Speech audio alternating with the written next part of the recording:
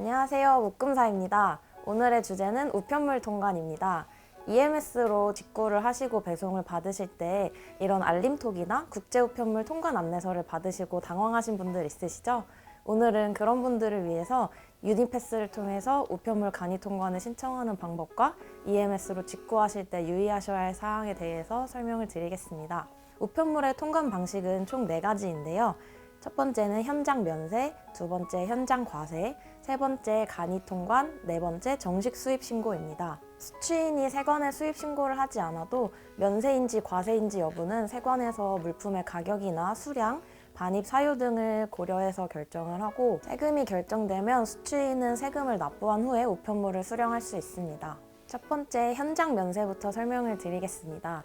현장 면세는 엑스레이 검색기에 의한 검사, 현품 검사 등을 통해서 면세 통관이 명백하게 인정되는 경우에 현장에서 면세 처리를 하는 것을 말하는데요. 일반적으로 물품 가격이 150불 이하이고 자가사용 목적인 물품이 현장 면세 대상입니다. 판매용 물품이거나 동식물, 식품 검역 등 세관장 확인 대상인 물품인 경우에는 물품 가격이 150불 이하이더라도 일반 수입 신고 대상입니다. 자가사용 목적인지 판매용 목적인지는 물품의 가격이나 수량 등을 세관에서 고려해서 결정을 하는데요. 물품 금액이 적더라도 수량이 너무 많으면 자가사용 목적으로 인정되지 않습니다. 소액 물품의 자가사용 인정 기준에 대해서는 저희 블로그에 작성을 해두었으니까 블로그를 참고해 주시고요. 두 번째 현장 과세는 세액 산출에 곤란이 없는 물품에 대해서 현장에서 바로 과세하는 것을 말합니다. 물품 가격이 150불 초과 1000불 이하인 경우에 적용이 가능한데요.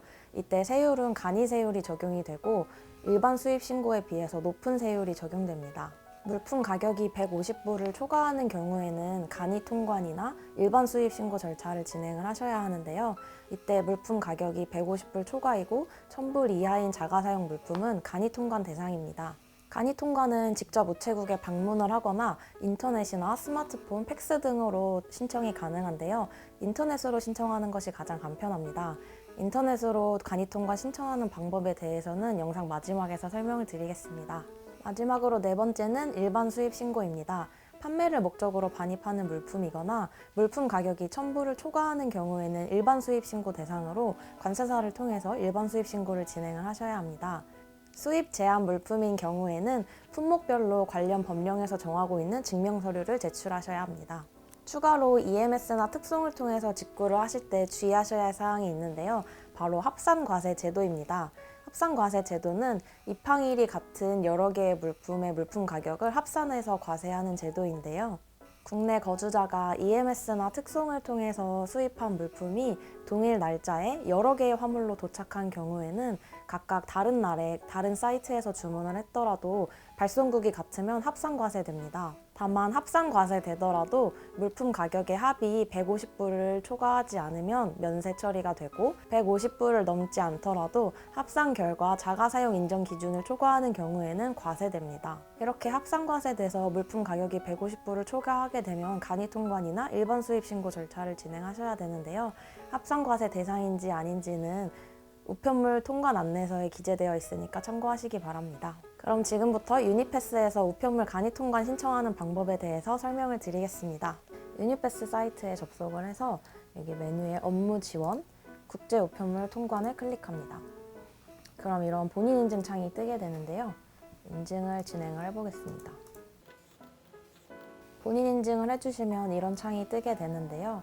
여기에서 우편물 번호를 기재를 해줍니다. 우편물 번호는 그 받으신 우편물 통관 안내서에 보면 나와 있어요. 그걸 참고하셔서 작성을 해주시면 됩니다. 이렇게 도착 일자까지 기재를 해주시고 조회 버튼을 누르시면 이런 창이 뜨게 되는데 여기서 확인 버튼을 눌러주시고 그러면 이렇게 바로 통관 신청서를 작성을 할 수가 있어요. 여기 나와 있는 통관 대상 우편물 정보, 본인의 정보와 일치하는지 확인을 한번 해주시고 여기 아래 내용에 대해서는 하나씩 설명을 드리겠습니다. 먼저 우편물 내용란에는 물품명이나 수량 등을 상세하게 적으시고 가격은 물품의 가격, 구매하신 가격을 입력하시면 됩니다. 옆에 돋보기 버튼을 눌러서 화폐 단위도 입력을 해주시고요. 그다음에 여기 아래 전자상거래 물품 유무는 아마존이나 이베이, 알리익스프레스 같은 온라인 쇼핑몰 통해서 구매한 경우에 예를 선택을 하시고 여기 구매 사이트 주소랑 주문번호 입력해 주시면 됩니다. 취급은 여기 해당하는 거 선택해 주시면 되고 반송도 해당하는 사항 없으면 아니요. 그 다음에 협정건세 적용 신청인데요. 해당하는 경우에 신청을 하시면 되는데 이 협정 적용을 신청을 하시려면은 원산지 증명서가 필요해요. 만약에 원산지 증명서 제출 면제 대상인 경우에는 구매 영수증이라도 제출을 하셔야 합니다. 그래서 여기 해당하는 사항이랑 해당 협정 있으시면 선택을 해주시면 되고 그다음에 수입세금 계산서 발행 여부는 사업자인 경우에 신청하시면 되는데요. 예하고 사업자 등록번호 기재하시면 됩니다. 세금 납부 방법은 계좌이체, 신용카드 납부, 수취시 현금 납부 세 가지 방법이 있으니까 편하신 대로 하시면 되고 신용카드 결제로 하시려면은 이 카드 로텍스 사이트에 가입하시고 공인인증서까지 로그인을 하셔야 된다고 합니다. 그다음에 여기 아래 첨부 파일 같은 경우에는 영수증이나 구매 내역 캡처한 자료를 올려주시면 신속한 처리가 가능하니까 웬만하면 첨부를 하시는 게 좋겠고요. 그다음에 마지막으로 신청인 정보에 요거 사항 기재해 주시고 전송 누르시면 됩니다.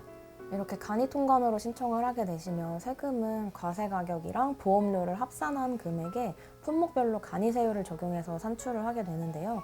품목에 따라서 일반 수입신고에 비해서 간이세율이 더 높게 책정이 돼 있기 때문에 이 높은 간이세율을 적용을 원하지 않으시는 분들은 일반 수입신고를 진행하시면 됩니다. 이렇게 신청서를 제출을 하고 나면 처리 현황을 조회하실 수가 있는데요.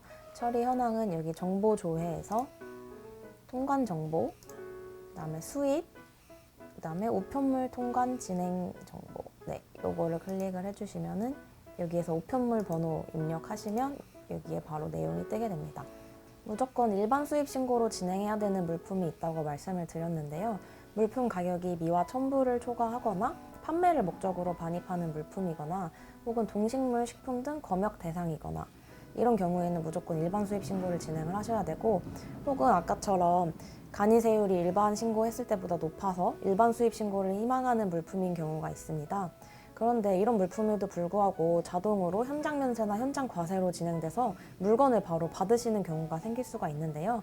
이럴 경우에는 일반 수입 신고를 하시려면 다시 물건을 우체국으로 보내서 일반 수입 신고를 하셔야 되기 때문에 굉장히 번거롭습니다. 그래서 이런 상황을 방지하기 위해서 유니패스에서 미리 우편물 사전 분류 신청을 할 수가 있는데요. 이 사전 분류 신청을 하게 되면 이렇게 자동으로 물건이 빠지지 않고 심사 대상으로 빠지게 됩니다. 유니패스에서 사전 분류 신청하는 방법 설명을 드릴게요. 메뉴에서 전자신고, 신고서 작성, 그다음에 수입 통관. 이거는 공인인증서가 있으셔야 할 수 있어서 우선 사용자 등록을 해주셔야 됩니다.